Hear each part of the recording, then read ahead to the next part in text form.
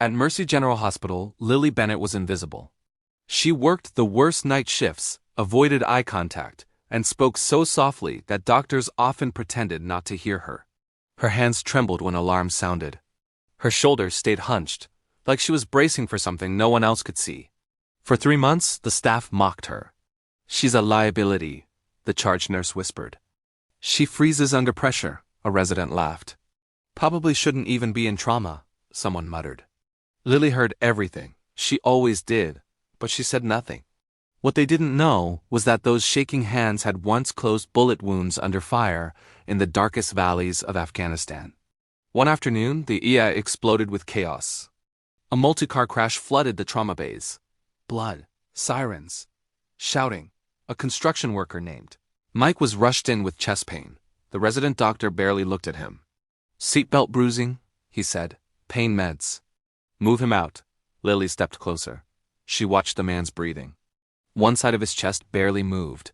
His neck veins were swelling. "Doctor, don't move him," she said. The resident snapped. "You're a nurse."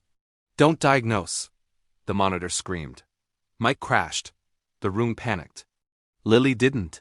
In one smooth motion, she grabbed a large needle, ripped open the man's gown, and drove it into his chest. Air hissed out. The man gasped and breathed. His heart rate stabilized. She had just performed a needle decompression, saving his life.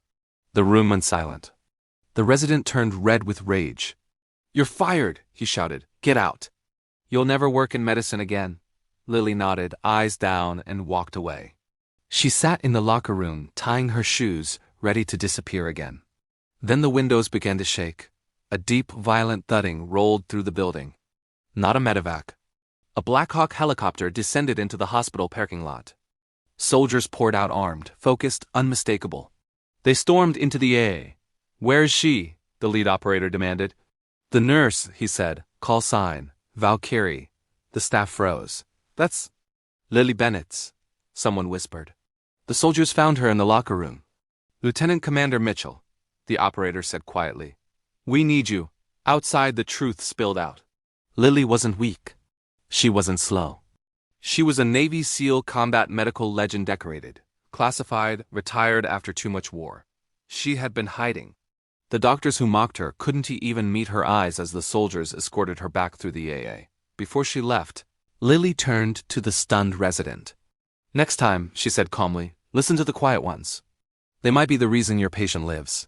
The helicopter lifted off. And Mercy General never laughed at silence again.